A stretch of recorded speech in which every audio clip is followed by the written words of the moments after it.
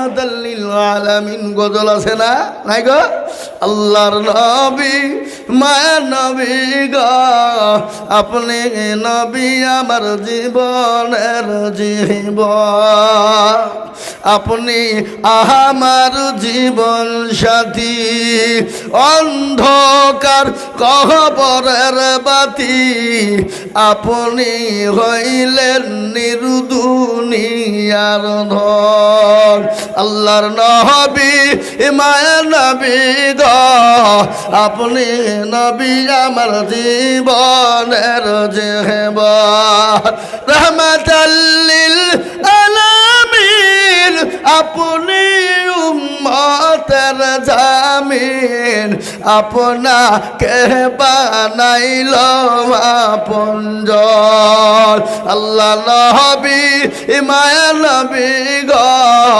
আপনি নবী আমার জীবনের জীবন দেখিয়া আপনার মাঝে যা ভাগ্যবতী হলেন খাদিজা সোফা দিলেন জীবন যৌবন ও মাল দৌলত যা ছিল আপনাকে সোফা মোহতারাম যারা আমরা দাঁড়িয়ে আছি একটু দয়া করে মেহেরবানি করে বসে গেলে ভালো হয় আপনারা জ্ঞানী গুণী মানী সম্মানী ব্যক্তি সুতরাং দাঁড়িয়ে না থেকে একটু দয়া করে মেহেরবানি করে বসে যান এই মজলিস বড় গুরুত্বপূর্ণ মজলিস বাবা বহুত বড় গুরুত্বপূর্ণ মজলিস এটা রাসূলুল্লাহ সাল্লাল্লাহু আলাইহি ওয়াসাল্লামের ঘোষণা এই মজলিসে যারা বসবেন আল্লাহ তাদের পেছনের ছোট্ট ছোট্ট সাগেরা গুনাহগুলাকে ক্ষমা করে দেবে তাই দয়া করে মেহেরবানি করে আমরা কেউ দাঁড়িয়ে থাকবো না আর আরেকটা সবথেকে বড় কথা হলো রাস্তা দিয়ে যাওয়ার পরিস্থিতি নেই এত জাম এত বাজার হাগো জালসা হলি বাজার দিতে হবে বাজার বসতে হবে এখানে যা লোক আছে তার 10 গুণ লোক বাজারে ঘুরছে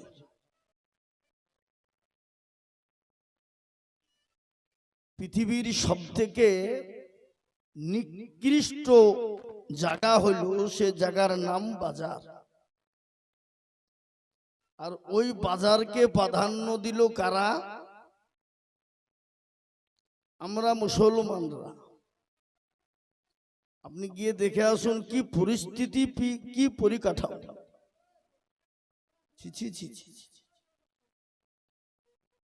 জালসা হবে জালসার জায়গায় বাজার থাকবে বাজারের জায়গায় সুতরাং এতটাই খারাপ যে রাস্তা দিয়ে যাওয়ার মতন পরিস্থিতি পরিকাঠামো নেই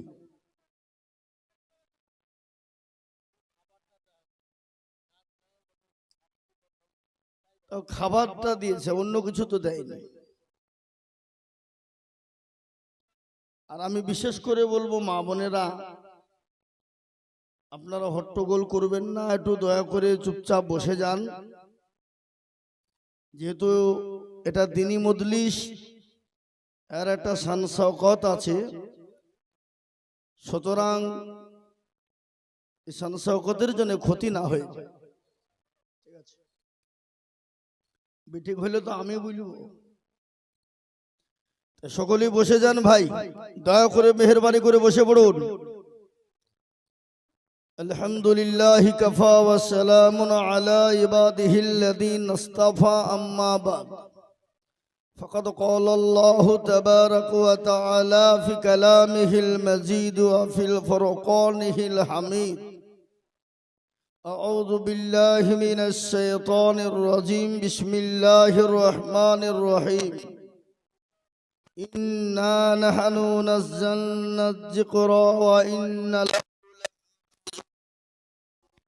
وقال عز وجل في موضع آخر ولا تهينوا ولا تحزنوا وأنتم الأعلون إن كنتم مؤمنين قال النبي صلى الله عليه وسلم خيركم من تعلم القرآن وعلمه أو كما قال عليه الصلاة والتسليم وقال النبي صلى الله عليه وسلم لا يؤمن أحدكم حتى أكون أحب إليه من والده ووالده والناس أجمعين متفق عليه الحمد لله আজকের এই সভার নির্ধারিত নির্বাচিত মানিনীত সম্মানিত যোগ্যতম সভাপতি সাহেব বিজ্ঞাপিত অবিজ্ঞাপিত হযরত উলামায়ে কেরাম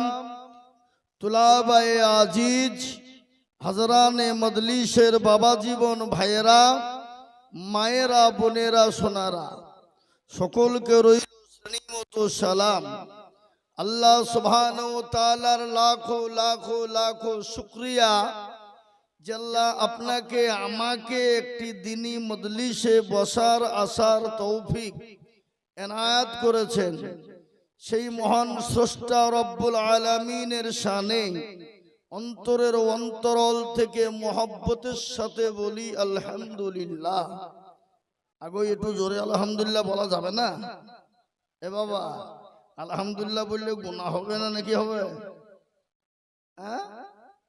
কেউ যদি একবার অন্তর দিয়ে আলহামদুলিল্লাহ বলতে পারে আল্লাহ আল্লাহ তার আমলনামায় 1000 নেকি লেখা হবে আর 1000 গুনাহ মাপ হবে। বাবা না আপনাদের কারো গুনাহ নাই নাকি? এই গুনাহ নাই কার বলেন দেখি যে আমার গুনাহ নাই? প্রত্যেকটা মানুষের গুনাহ আছে বাবা, কিন্তু কারো কম কারো বেশি। সে গুনাহ ক্ষমা করবেন কে? আল্লাহ। তাহলে আমাদের আলহামদুলিল্লাহ বলতে কোনো অসুবিধা নাই, অসুবিধা আছে নাকি? কোনো ভয় নাই। তাই মহব্বত দিয়ে বলি আলহামদুলিল্লাহ। তারপরে পরেই পেয়ারা নবী, দয়ার নবী, নবীদের নবী, নবীকুলের শিরোমণি মা আমিনার লাল মরুর দোলাল তাজদারে মদিনা আহমদে মুস্তফা মুহাম্মদে মজদবা সকলে বলি সাল্লাল্লাহু তাআলা আলাইহি ওয়াসাল্লাম। তিনার উপরে দুরূদ ও শান্তির ধারা বর্ষিত হোক, আল্লাহুম্মা আমিন। আর একটু জোরে বলি আল্লাহুম্মা আমিন। মুহতারাম, এই মজলিস বড় গুরুত্বপূর্ণ মজলিস বাবা। এই মজলিসের চতুর্দিকে ঘিরে নিয়ে দাঁড়িয়ে কারা গো? আল্লাহর রহমতের ফেরেশতারা। যখনই মজমা শেষ হয়ে যাবে ফেরেশতারা চলে যাবেন আল্লাহর ইলাহি দরবারে। আল্লাহ তো সব জানে না, জানে না? আজকে কার্তিকে পাড়া মাদ্রাসায় জালসা হয়েছে বাবা, এটা আল্লাহ জানে না?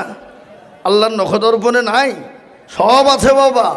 তারপরও বলবে কোথা ছিল? বলে আল্লাহ ওই গেছিলাম কার্তিকে পাড়া মাদ্রাসায়, দেখলাম তোমার বান্দা বান্দিরি বসা। বলে কেন? আল্লাহ জাহান্নামের ভয়ে আর জান্নাতের আশাতে। তো আল্লাহ বলল তারা কি জান্নাত জাহান্নাম দেখে ফিরেছে?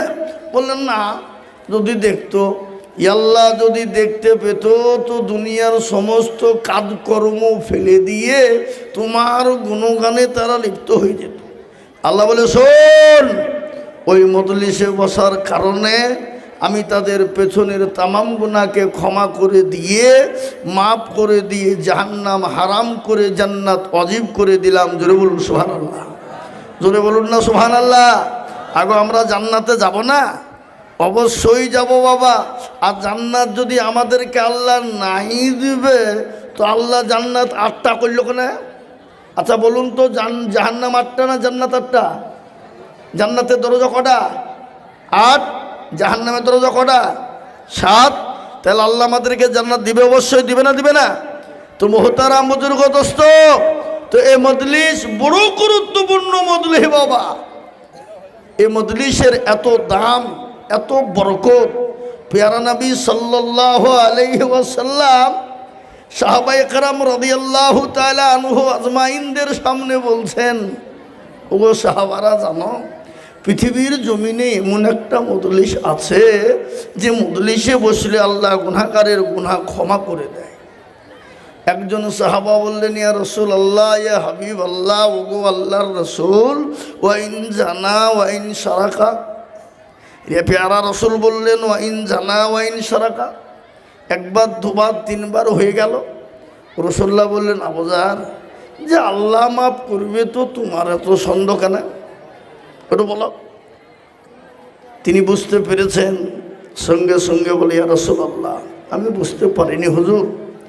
আল্লাহ রাসূল বললেন, জানো যে জামানায় দোয়া মঞ্জুর হয়েছিল না, সে সময় হযরতে মুসা নবী আলাইহিস সালামের কাছে তিনজন ব্যক্তি গিয়ে বলেছিল, ওগো নবী, আপনি তো রাসূল, তো একটু আল্লাহকে বলেন না দোয়াটা যদি কবুল হয়ে যায়।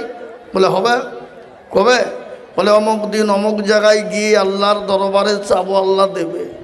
হাজার মুসল্লি বাবা 2 রাকাত নামাজ পড়ে হাতটা তুলে দিলেন আল্লাহর এলাহি দরবারে।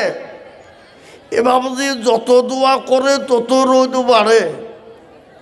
মুসল্লিরে মনে মনে করছে, আল্লাহ ইয়া কোন বিপদ হইল, যত দোয়া করে তত রোদ বাড়ে। এতে বাড়িতে ছিলুম, ভালোই ছিলুম, এ তো মশার পাল্লাই পুড়ি অকালে জীবন চলে যাবে। কি গো, কার্তিকে বাড়ার লোক, জুম্মার দিন বড় মসজিদ বাবা, ওরা মনে মনে করছে জুম্মা পুড়ি ডমকুল যাবো, অনেকে ভাবে কি না। কিন্তু এসে দেখছে মুফতি সাদিকুর রহমান এমন বড় কেরাত ধরিয়েছে বাবা, ও তো বলতে পারছে না যে মৌলবি তোমার হোশ নাই, আমি নামাজ পড়িয়ে ডমকুল যাবার বড় কেরাত ধরেছে। তোর মানে কি গো, বলে নাকি পেছন দিকে, মানে কি ছোট করো। এ বাবা, হযরতে মুসা আলাইহিস সালাম দোয়া শেষ করে দিয়ে আল্লাহকে বলছে, আল্লাহ কি ব্যাপার, তুমি কি আমার সঙ্গে আর কি জুড়েছ?